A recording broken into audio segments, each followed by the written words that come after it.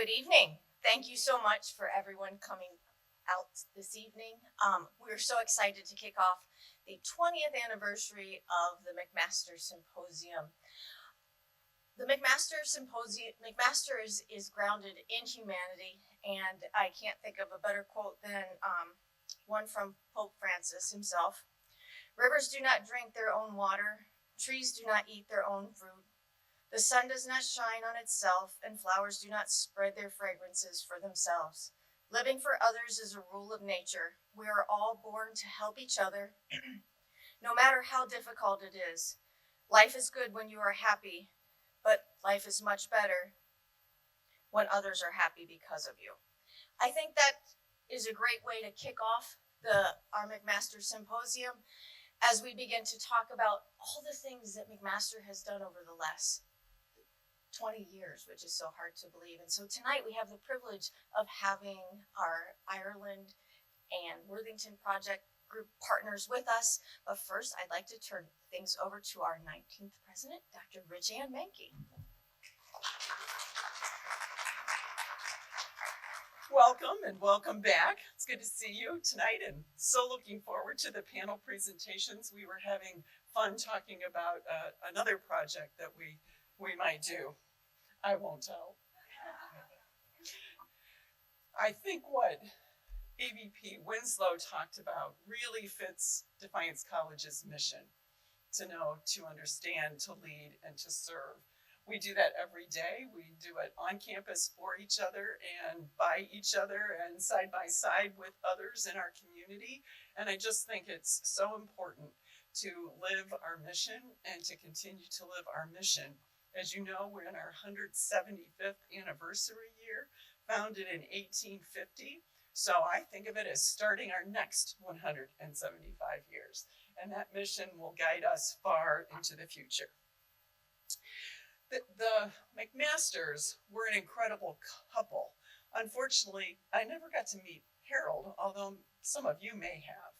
We did get to interact with Helen and her children, her adult children in their 70s, since Helen at the 15th anniversary was 102 years old, and that was in 2018.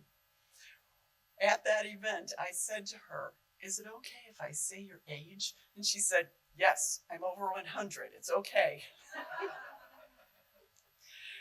Together, they met here, and I know that Harold watched Helen's mother and decided that Helen was going to be a fine young woman and perhaps a wife as he watched her mother interact with people and others on campus. They went on to, Harold had a brilliant career in the glass industry. So if you think solar and you think auto glass, and they had the fortune from their business to travel the world. Harold was a brilliant businessman, but he was also a humanitarian. And as they traveled the world, they got to see many things that maybe are on our bucket list, maybe some of us have seen already, but they got to see those things juxtaposed with abject poverty. And they wanted to make a difference in the world. At the time, Jim Harris was the president, the 16th president, and Harold was his board chair. So they started having conversations about how we could address this as Defiance College.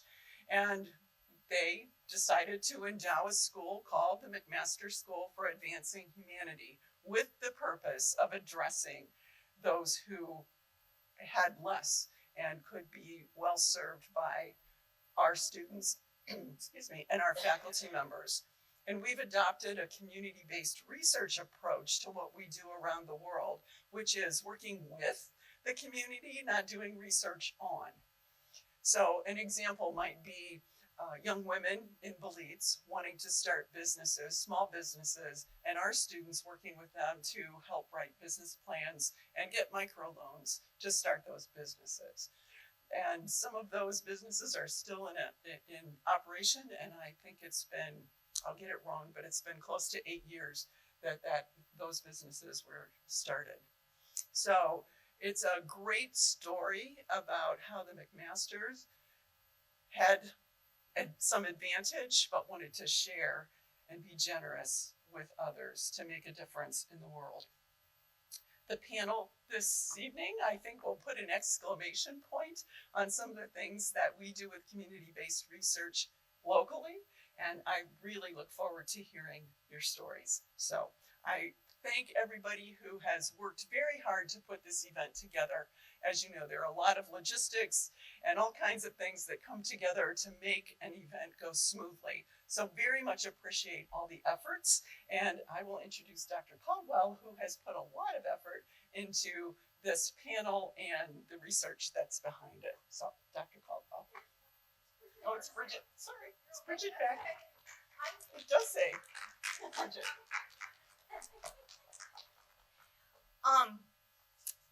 I just want to thank the faculty in the room. A lot of you have been instrumental in ensuring that our McMaster programs continue.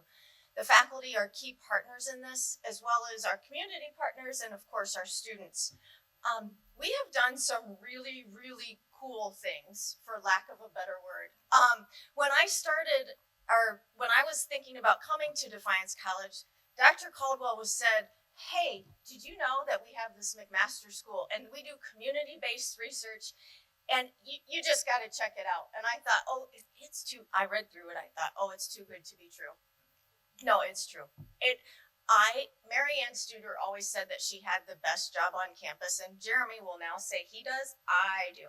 I get to work with students, faculty, and staff, and community organizations, and doing partnerships that focus on service and giving back. So that's so key. As President Mankey said, Harold and Helen McMaster established and donated the funds to start the school. I will say, I live in Toledo. The McMasters are very prominent there. I was out at Mount Union today at my daughter's honors ceremony, and they also have a McMaster. So they touched so many different lives, and it's so inspiring. When they established the school, the mission was to educate students for responsible citizenship. And we're going to see that throughout as we talk through the programs that we've done with Ireland and the Worthington Project. Produce global citizens who understand the importance of individual liberties. Dr. Taylor took a group to Tanzania, and he's worked through civil liberties there. In Belize, as President Mankey said, we helped build funds for women to start businesses. Like, those opportunities are key in those communities. And then encourage graduates to actively address issues impeding human progress. And I have to tell you, as we go through this, Grant Johnson, who was one of our former students, is in medical school at Ohio University. And he had a presentation 2 weeks ago, and he sent me a snapshot of him in front of his PowerPoint slide. It's his McMaster project. He did research on darker pigmented individuals and skin cancer prevention. He actually used that presentation for his med school program. So, students are thriving and really building off these programs. And we want to believe that we're having a global impact on what we've been doing. Overall, we've had over 300 students, faculty, staff involved since the inception of the program. Projects have been conducted in more than 10 countries, and when Mary Ann Studer did her research for the 15th anniversary, they had estimated that over 27,000 individuals have been impacted worldwide by the research that our students have done. We've been to Belize, Cambodia, Ghana, Guatemala, Ireland, Israel, Palestine, Italy, Panama, and Tanzania, just to name a few. Our domestic partners have been key to the success of our program. We're talking with 2 of those tonight.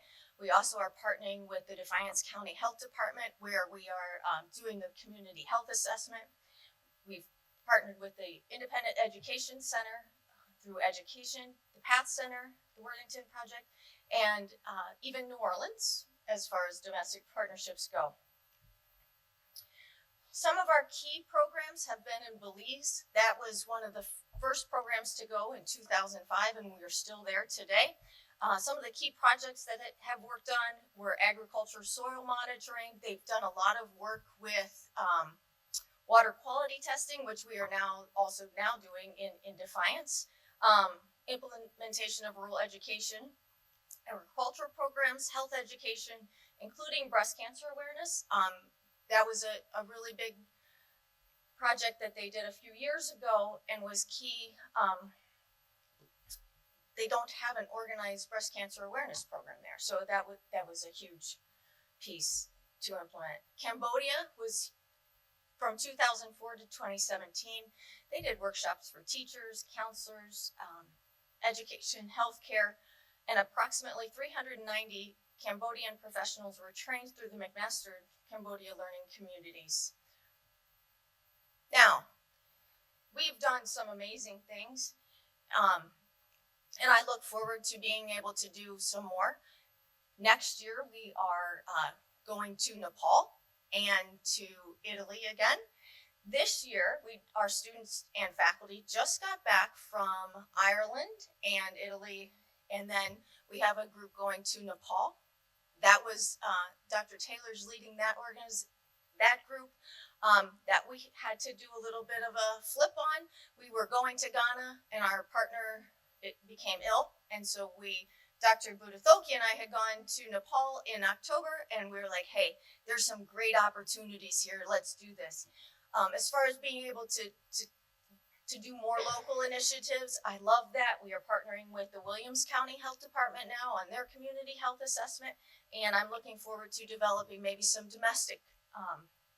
additional domestic programs as well. So I'm going to turn things back over to Dr. Caldwell, but I just wanted to highlight some of the really amazing things that a lot of the faculty in this room have been instrumental in leading. So thank you all for all that you do and all of your support.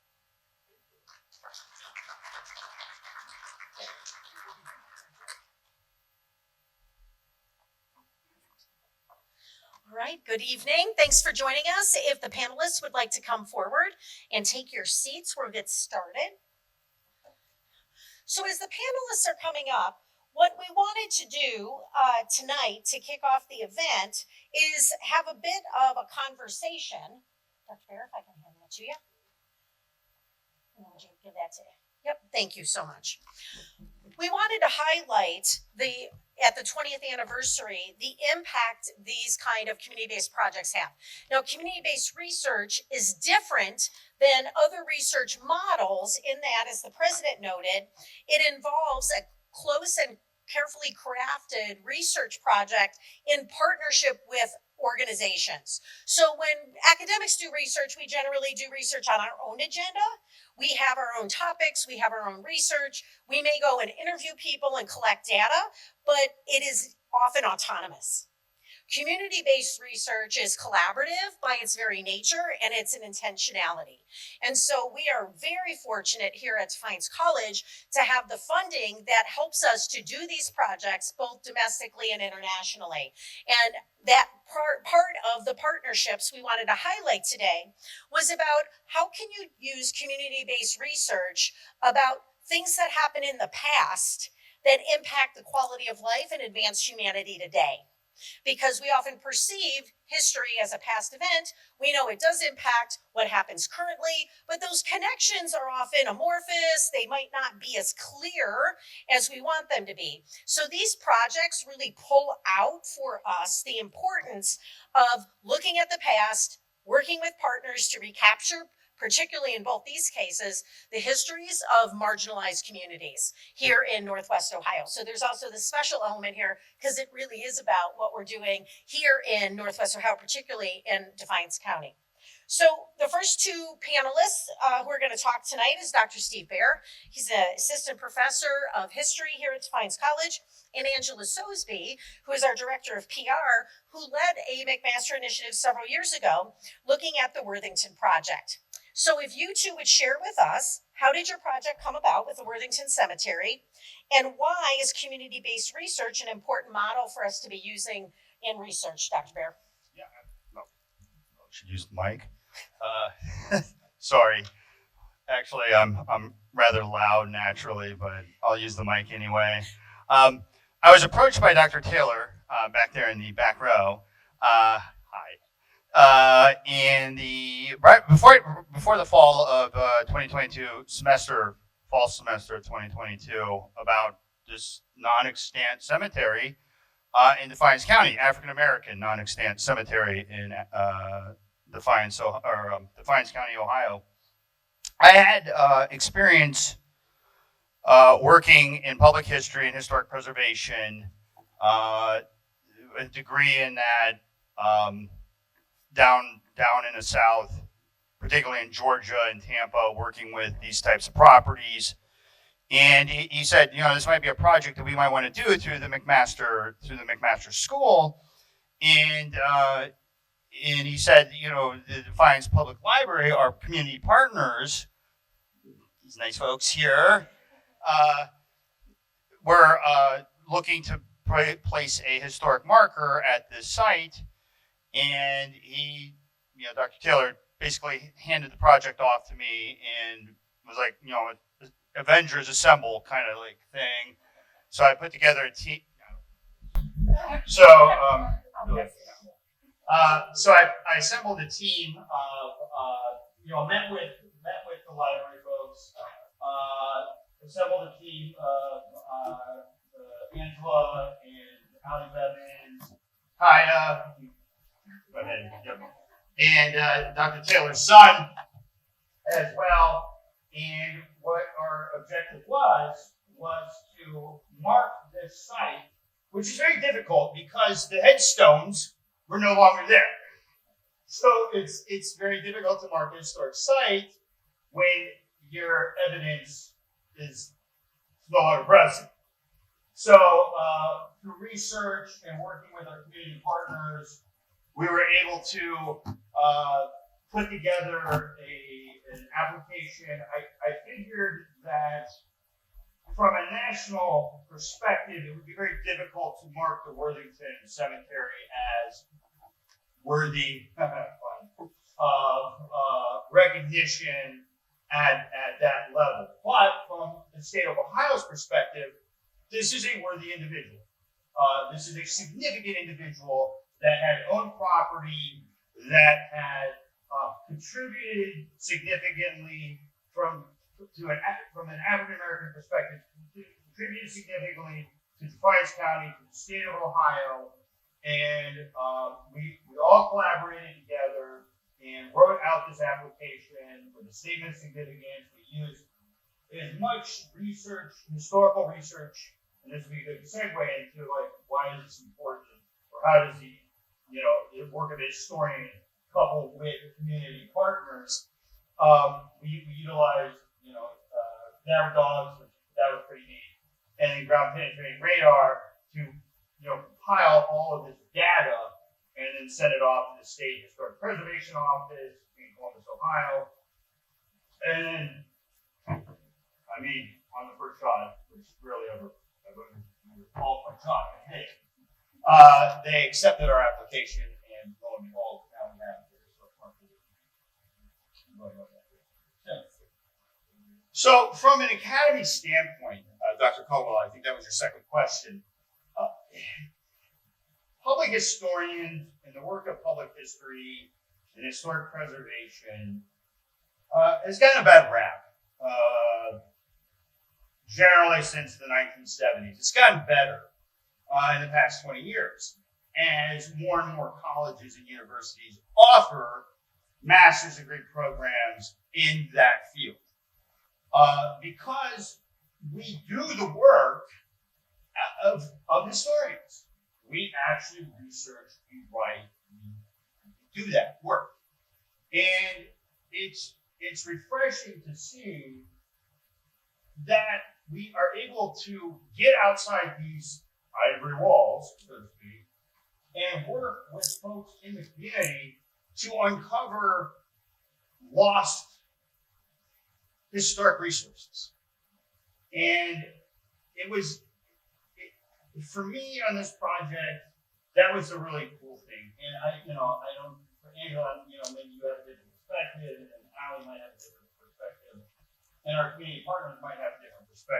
But for the historian, that's like, that's like something you don't really get to do very often, is to uncover the tangible evidence, the tangible piece, and get it recognized by an entity, an official entity like the state of Ohio, or even something greater like a National Park Service, a federal presence.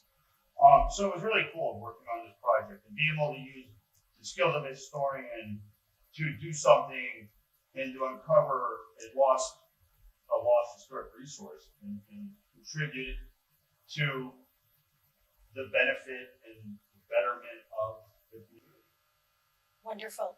Angela, can you share with us a little bit as a staff member about how the McMaster Schools allow staff members to really come into the classroom and contribute? Particularly, you're the director of marketing, and there was a lot of work you did in helping to contribute to this application. Dr. Beers being incredibly modest in that there are the competition to get these designated markers is very intense. They are highly scrutinized by experts in the field, and it is a testament to their excellent work and that of our partners that we received this. And we'll hear more about the marker we're alluding to in a minute from our partners and when it's going up and the celebration we'll be having in the city as a result of their good work. But Angela, share with us a little bit about your experience in this project. Yeah, so for me, it's a unique opportunity because I don't get to be in the classroom very often.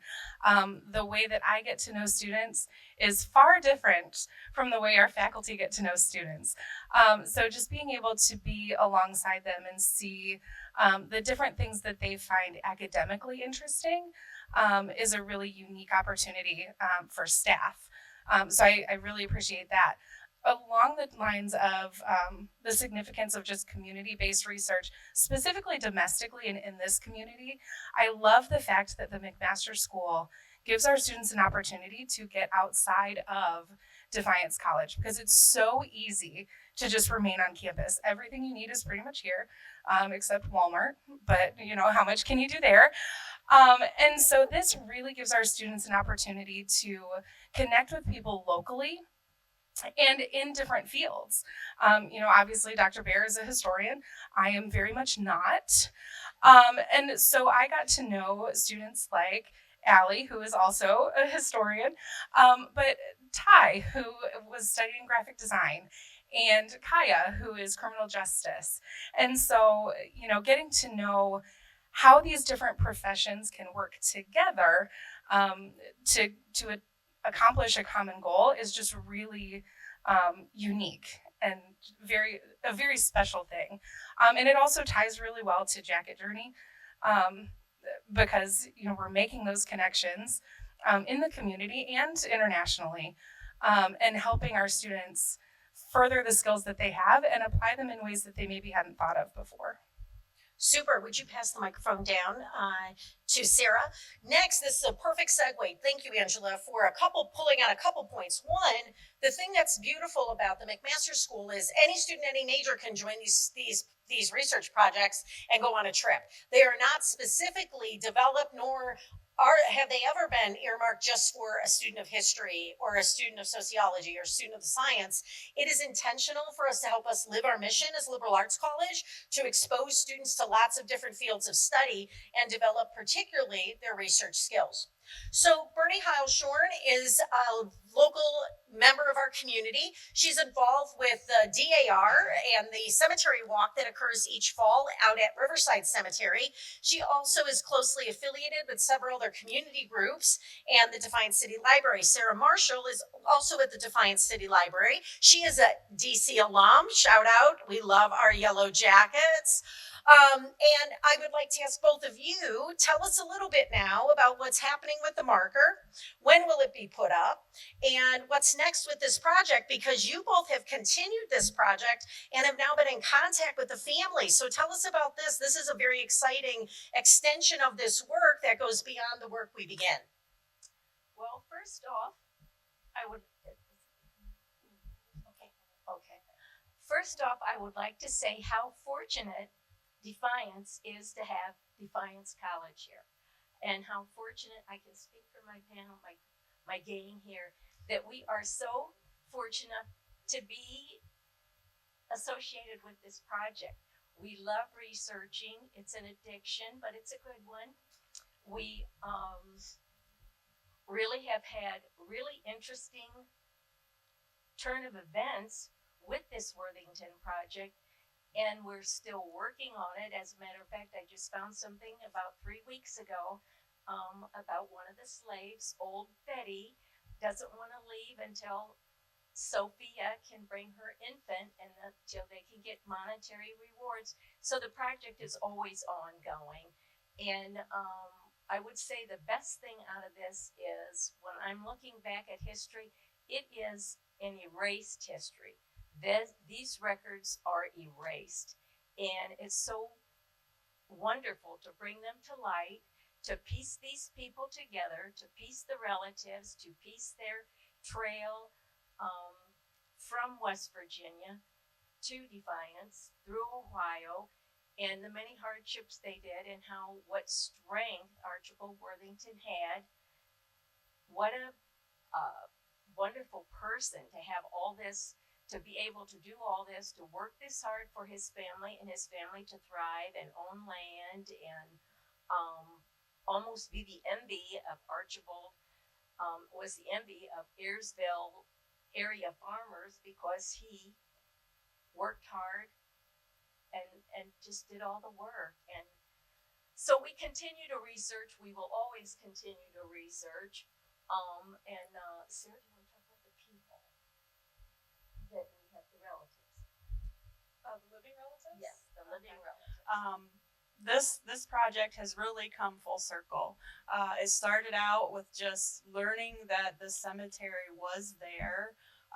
The Defiance County Genealogical Society knew it was there, and Rhonda is a part of that group, but hadn't really been researched who Archibald was, how did the cemetery become forgotten, and really the community of people that lived out in Highland Township, which is part of Defiance County, how that community came to be, because those are the people that he dedicated the land to for a cemetery. It is in the WPA records in 1936 that it was for his people and his people only.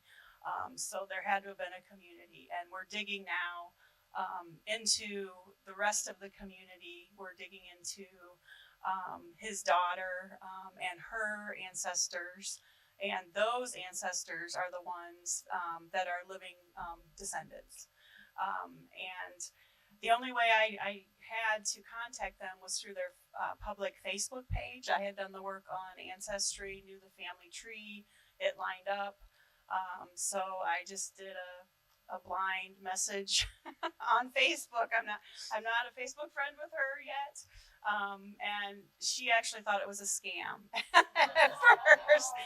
Just somebody contacting you out of the blue. Mm-hmm. Hey, these are your relatives. This is when they were born, when they passed away. And she agreed, yes, these were all her relatives. She knew the name Archibald, but knew nothing of the cemetery. And so now they are filling the rest of their extended family in on their history here in Defiance County. And we'll be laying these, erecting the sign. So for those of you, you've seen these signs all over the state of Ohio. They're the big brown signs. Those are the historic markers. We now have one. We already have it in their office, and of course we hope to apply for that, as you just heard. And that will be laid on Juneteenth. Erected on Juneteenth. Is that still the plan? We're hoping for it to be installed soon. Sooner. There are just always new things happening. As you know, it is owned by a public entity. The library does not own the land.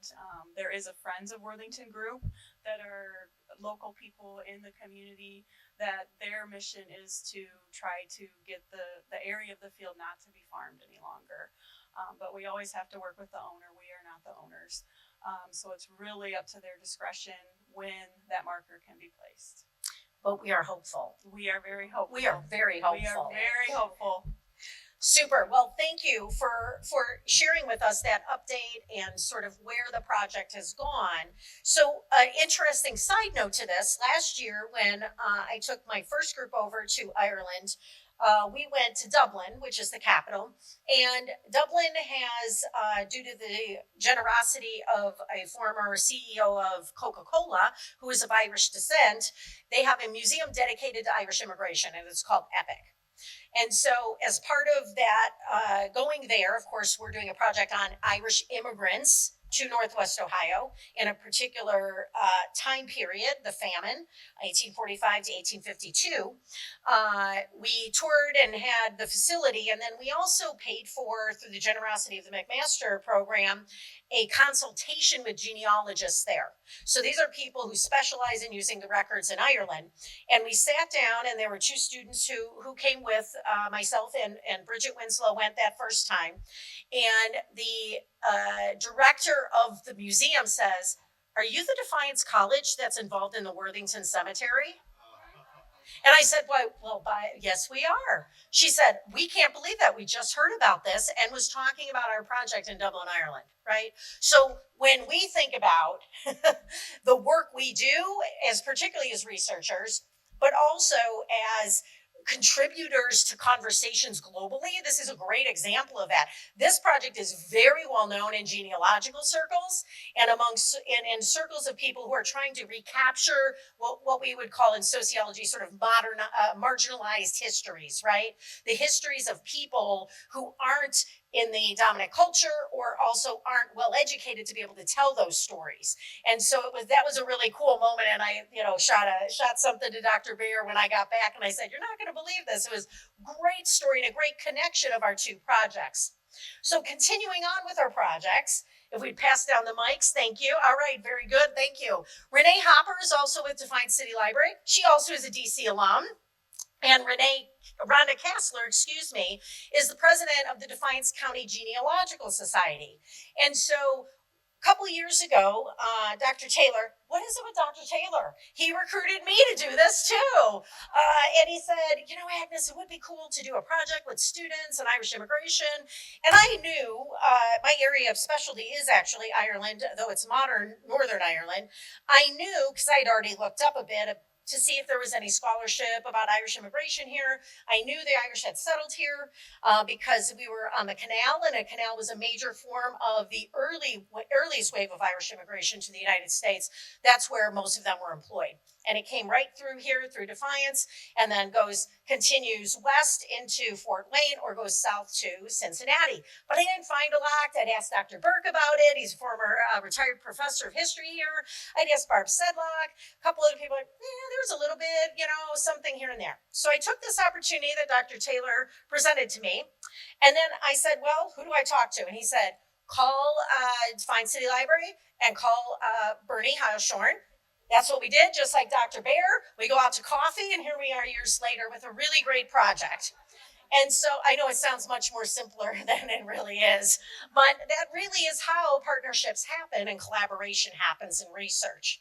And so I've asked Renee and Rhonda if they would now share with you the outcomes of our project, because we have some really good things that are happening with our project that are more academic in nature in some ways, but connect what both of our projects were trying to do, which is to tell these stories of people who nobody else wanted to tell their stories, right? And nobody tells their stories because they were marginalized.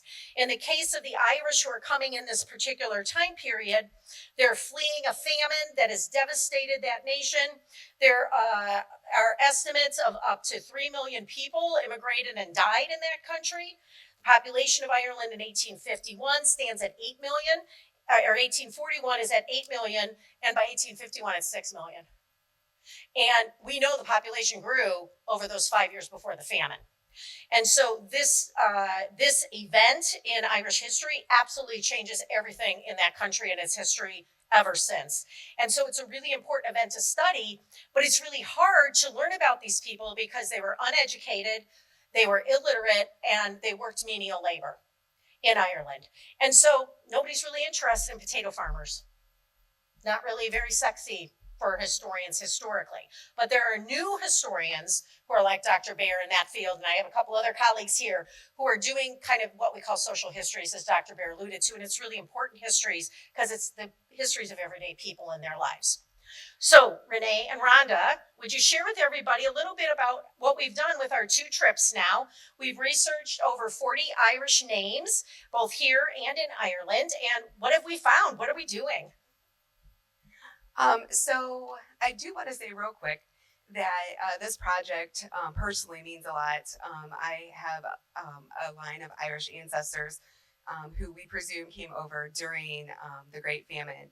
And so for me, beginning this project, I've been able to track back or trace back some of those ancestors. And so personally, this project has meant a lot. But also, as far as the community goes, so Sarah and I like to dig into a lot of things with local history. And one of those, Sarah has a cemetery walk that she hosts every year at Riverside Cemetery. And a lot of these Irish immigrants have been buried in Riverside Cemetery. So unbeknownst to us, we had had a few in our walk prior to this project, and so based off of that, some of the individuals that were researched last year were those individuals that were in Riverside, and so we were able to host a walk that the college students put on, and they told the stories of 6 individuals that were buried in Riverside that had emigrated from Ireland. We'll be doing that again this year, this Saturday, actually, at 3 o'clock at Riverside Cemetery. Not a shameless plug at all. No, Not a shameless plug at all. But then another piece with that is this year we've expanded into Paulding County, and that has been more of a Rhonda, Bernie, Sarah, I, and Dr. Caldwell project. And we are hoping to create a book that will tell the stories of these Irish immigrants who have come to Northwest Ohio, who settled here, who just raised their families here. So that is part of what we're doing. And also in our research, we have discovered that the Irish immigrants have a lot in common with some of the former slaves. They're very marginalized. By and large, history is written by the winners, not the rural Northwest Ohio people who get forgotten about. And so one of the big goals of our project is to make sure that the stories that they live, the lives that they had here, is written about. And my job mainly for our project was to teach the students how to do genealogy methodology. So we had some challenges because a lot of them don't read cursive. And seriously, every record is going to be written in cursive, and a lot of them, if they're Catholic, is also written in Latin. And so part of my job was to teach them basics, how to find a birth record, where to find a birth record, death records, marriage. I am a government records archivist, retired now, and former librarian as well. And so I've learned a lot over the years as to where you can find this stuff. And if the government has to keep the records, then we should be using them. So I think that the students did learn quite a bit about that. And when they went to Ireland, then they would further their research. We tried to get them traced back to the county in Ireland at least, so that they had a fighting chance to find something over there in the archives. A lot of the information was very, very similar. They came from absolutely nothing. When they got here, they either found a way to make money. They would take canal work and railroad work because it was steady and no one else wanted to do it. Who wants to dig in Paulding County's clay in the dead of winter? No one. And so we did discover, unfortunately, a lot of these people, they're marginalized enough they're not even counted in the 1840 census. So we can't figure out if it's because the canal towns were so rough that the census taker was afraid to go out there and take a count, or if perhaps the reason the canals and railroads are put in to begin with no one could navigate through the swamp safely. So that's still a work in progress. We do have some promising individuals that we want to keep researching. And it's just been a very interesting project. I wish I would have had a class like this when I was in college. I would have loved it. And I'm so glad to be a part of the community group and to be included. And if you miss Saturday's cemetery walk on Monday night over at St. John's United Church of Christ here on campus at 7 p.m., the Genealogy Society will be hosting our students and they'll be giving the same presentation. So if you can't make it Saturday, come Monday. Another not so Another shameless shameless plug. plug. Absolutely, we are all about that. That's for Yes. sure. And So, if, go ahead, Rhonda. one last thing. If I could just say one thing about history. You don't have to like it. There's a lot of things about it that you might dislike. And all the better if it does offend you, because then you're less likely to repeat it. So the things that we've discovered have been sometimes hard to deal with, but it's a fact. And so we just have to move forward and make sure that we record these people's lives, because they were just as important as the guy that serves, in some fancy government office. Thanks, Rhonda. Thanks, Renee. So you can see these two projects connect in two ways. One, we're doing work in cemeteries. One that was uncovered and researched to share that history that it was lost and forgotten. And the other, using a current cemetery, but then trying to tell the stories of these ordinary people who are buried there. And so the other piece is they both involve a lot of genealogical work. And for those of you who have done research in any kind of secondary data, right, that is data that exists in its pure form, and you use that information then to create data, that's secondary data, there's some real challenges. As Rhonda just alluded to, there are records that are missing. There's information that's not consistent when provided. There is information that, in the case of Ireland, is water damaged and you can't read half of it. The other half's written in Latin. When you go into the libraries and you are looking, as Kaya's found when she and I were sitting next to each other, you'd be in 1832 in January, and you'd move over to the slide. Now you're in February of 1834, and then you go back down and the next page. Nothing's indexed. It's the actual handwritten records, and the people who are scanning them are scanning what they have, right?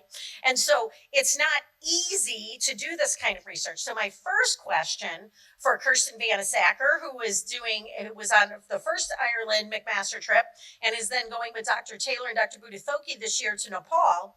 Kirsten, talk about what was it like as a student, and you're a business student, right? Great example of the nature of this work. Talk us through, as a student, when you first heard you were going to be working with census records and birth records and baptismal records. What did you think? And then what did you learn when we were in Ireland about all those records, and also working with our partners who came to class all the time? They were like students. It was so great. We had this amazing experience with all four of them joining our class too. Yeah, so as a student, I never thought I'd be doing that in my life. I never thought I'd be reading old records, and honestly, as many of these people here can testify, they're kind of a language in and of themselves, something that we're not used to, and they're very confusing sometimes. I do know how to read cursive, so I'll say that. But yeah, just definitely something I wasn't expecting or really knew of at all, but I learned so much from my experience. I mean, my digital literacy skills, I learned how to work online genealogy websites, how to read these old records and what it means for us currently, and also just like my written skills, oral communication skills, learning all those critical things I need for my future. And even though I am a business major, might not think it applies to me, it still does in some way, and being a part of history and reclaiming this history for those individuals has been really rewarding.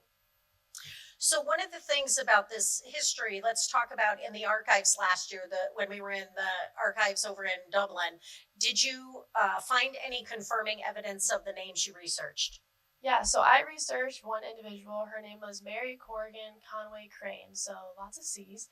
And I did find some information, but not as much as I was hoping to find. I discovered that she did come over here confirmed when she was only 5 years old, during the peak of the famine, actually. So, and then she settled throughout different areas of Ohio that I discovered when I was over here. But I think I found her baptismal records almost for sure, but like I said, it's just a very challenging process that you don't always know for sure. You don't always have everything that you might need, but I think I found our county as well. So share with us, how many hours do you think you spent trying to find that one record?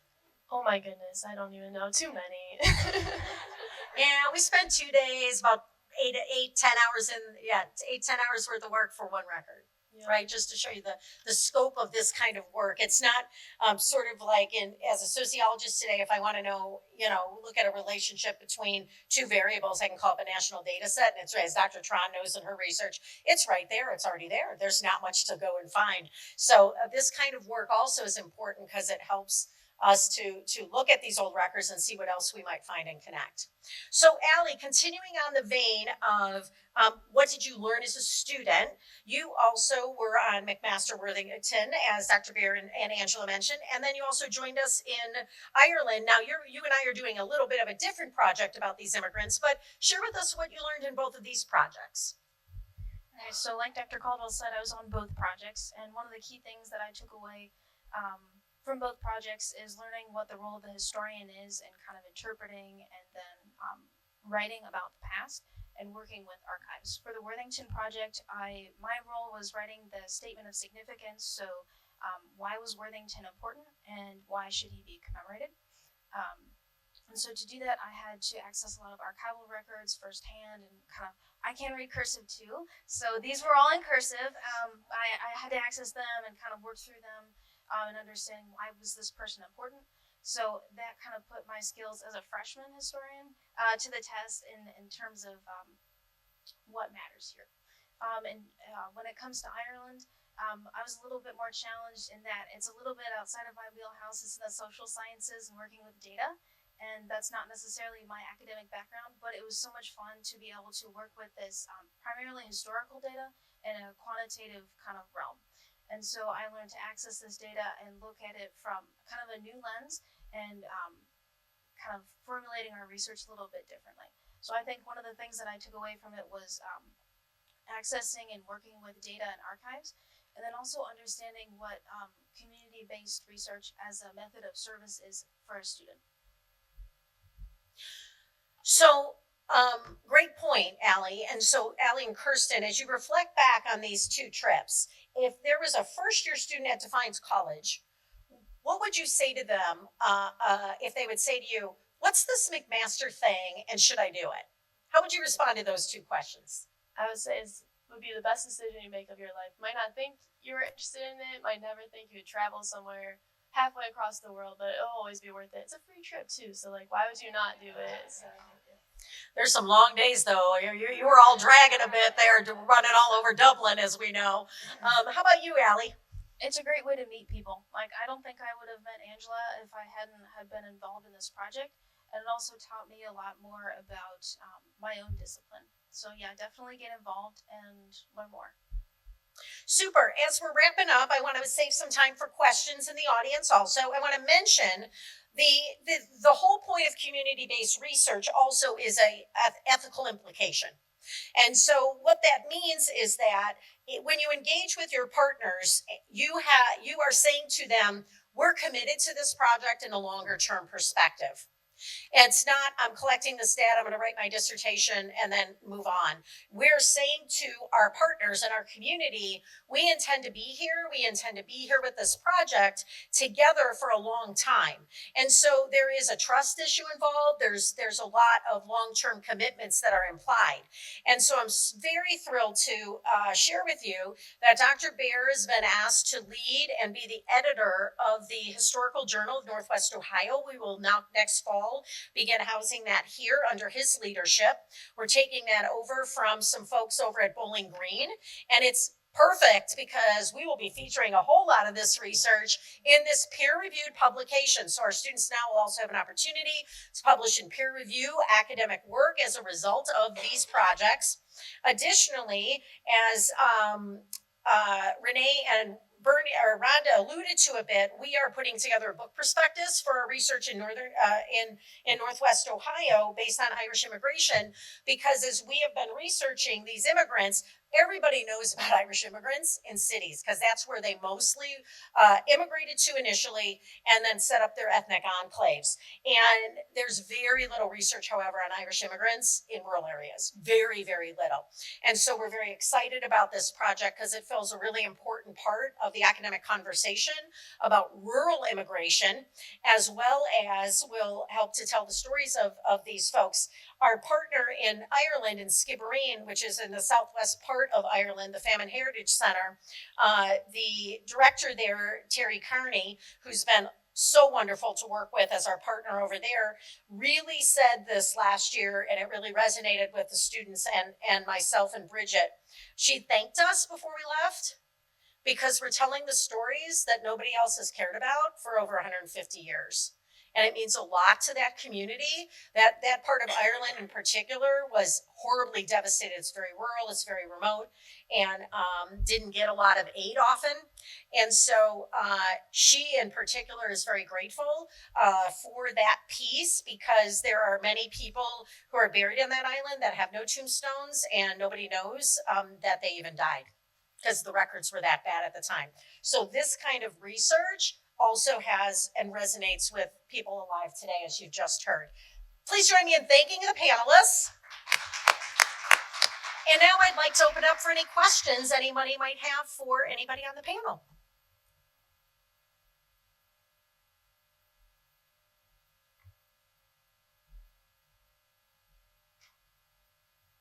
Dr. Davis.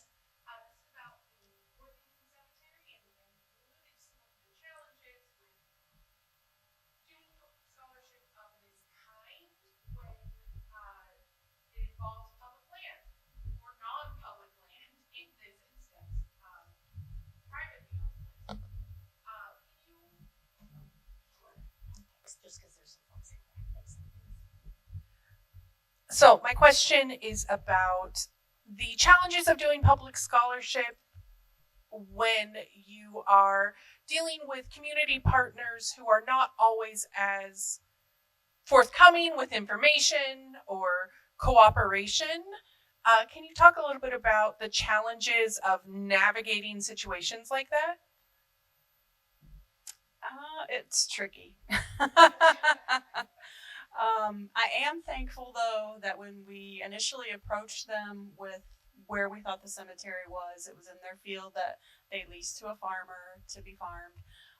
They did allow us to have ground penetrating radar done. And that was another partnership with someone that's from Defiance, Eric Hubbard. He's now going to the University of Pennsylvania. He's a doctoral candidate. We were able to use their equipment for free. So one more partnership all the way in Pennsylvania for that. They allowed us to do that, and they allowed KYK9, the human remains detection dogs out of Kentucky, to come up twice to do that. And that was very important because that gave us our physical evidence that is not above ground. Of course, what we would like ultimately to see done is that area not to be farmed. We've even talked about wildflowers growing there, or the marker there where the cemetery is. But it's not our decision to make, and that is extremely frustrating. Because normally when you tell anyone about the project, they immediately say, so it's not farmed anymore, is it? And yes, it is. And that's where the Friends of Worthington Cemetery Group we've handed the baton to them to take that on, and they are doing that. Do you want to speak more about that, Renee? Yeah. So the Friends of Worthington Cemetery, we've grown. So I am the secretary of the group. We've got over 20 people that are involved, and right now their mission is to just have the land not farmed and hopefully to get it grassed in. Jay Buddy is our president, and he's been amazing. He has been negotiating between the Highland Township trustees and Ayersville Water and Sewer to hopefully make that happen. And we keep getting closer and closer. It may not be exactly what we want in the end, but I think we're going to get a good result here soon. Great, thanks for that question. Great question. Any other questions? Dr. Caldwell, can you tell us about Terry's reaction? Do you remember our conversation with her when we told her about what we were doing with Worthington Cemetery and the resources that we had? No, can you refresh I can. my memory? Okay, yes. So she's a very you think I'm excited, and you think these four ladies are excited about dead people. Terry Carney is amazing. She loves her dead people in Ireland, right? And their stories, yeah. So we were telling her about the Worthington Project, and she was just dumbfounded by the resources that we had. She was so jealous that we were able to bring in the canines and the detection devices that we did, and it was incredible to realize what, as Americans, that we do have easy access to, because it's something she hadn't even heard of. Yes. And so the context of that conversation, thank you for reminding me of that, is during the famine, there were so many people dying, particularly in 1847. So the famine starts in 1845. And the way the crop rotation in Ireland works, there were two harvest seasons. By 1847, the fungus that had infected the potatoes basically made them rot. And 70% of the population relied solely on the potato for all of their food. And so they estimate the average male ate 10 to 14 pounds of potatoes a day. Pounds of potatoes a day. And so the loss of this crop was absolutely devastating to this portion of the population. And so what happened was so many people were dying. The infrastructure was virtually non-existent. They started burying people in mass graves. And so the controversy in Ireland now over when you do this kind of research is how many people really died. And so there's a branch of historians who believe that the number I shared with you, an estimated 3 million died or immigrated, is an exaggeration. There's another branch of historians that Terry subscribes to and others who says it's grossly underestimated.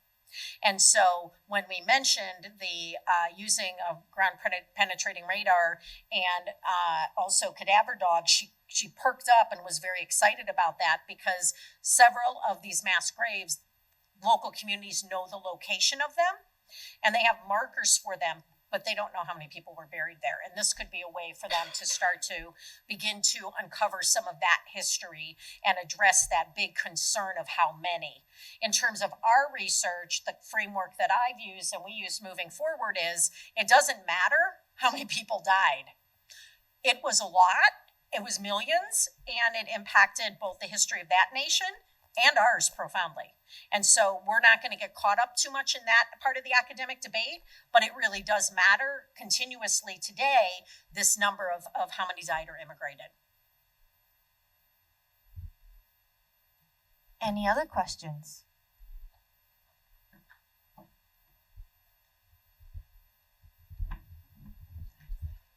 Hi, everybody.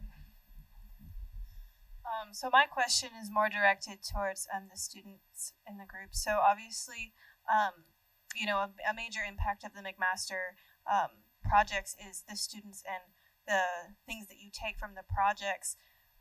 Kirsten, you alluded to the fact that you're a business major and, you know, you were totally thrown out of your field. So how do you think that that really impacted, I'm getting to your question, Allie, relax, really impacted your future, you know, scholarship? And then Allie, as obviously this is your field, how do you think the Worthington Project really jump-started your, you know, academic scholarship in this field as a historian and moving forward into Ireland, and as well as like your other research that you've done both here in undergrad and then what you plan to do in grad school? Thank you for the good question. Very good question. Being a business major and, you know, applying, I'm going to be going to master's school and then hoping to get a job somewhere in hopefully nonprofit field right now is what I'm thinking. There's going to be applicants. Everyone's going to have the same degree. Everyone's going to have something like that. But having this unique type of research, also just getting my feet wet into research, first off, because now I've developed a kind of a love for it and a passion for it, something I might want to go more into in the future. So it's really interesting, and it sets me apart from other people, which I think will be very good in my future career search. So, yeah. She's my sister, so of course she had to ask me a question. So I took this project. I was involved in it in my freshman year, and so I kind of began like this was my first introduction to archives. And what do you do with archives? Like how do you work through them? And so because of that, I learned like as I said before, like how to do that, and then also taking what I was learning in the classroom and actually applying it outside, as in like what's the role of the public historian, as Dr. Bear talked about earlier. So I've been able to take those archive skills that I learned and kind of grow them beyond that initial project with Ireland this year, and then beyond in my own research with go to my presentation tomorrow. Another shameless plug. Yeah, it is. On the American. I do, yes. On the American Battle Monuments Commission and working with those archives and how do we understand those people who wrote them, how they were preserved, and that sort of thing. So it's something that I kind of started with as a freshman and I've been able to carry forward. I also think, as Dr. Caldwell said, this is a liberal arts college. And so one of the things that the McMaster School allows us to do is understand kind of the service component of service learning and kind of develop these dispositions of learning and service. So that's one of the things that I think both of us and really a lot of people who participate in McMaster take away is kind of this disposition of service towards others. Excellent. I couldn't think of a better way to end. Thank you again to the panel tonight. Thank you so much. And now, on behalf of Bridget Winslow and her team, who organized tonight and tomorrow, there's a reception next door in the Women's Commission Gallery. The college is also celebrating its 175th anniversary, and so there is an exhibition in there. You're welcome to join us there, peruse around, talk with some more panelists, and just enjoy some company. So look forward to seeing you there, and tomorrow morning. Yes. 8 a.m. 8 a.m. bright and early. I do actually have a copy of one of Terry's books in the back if anybody'd like to take a look at it from our trip to Ireland. And there's some other fun stuff in the back from some of our adventures throughout the world. Thank you so much for your time tonight. We appreciate it and appreciate all your support.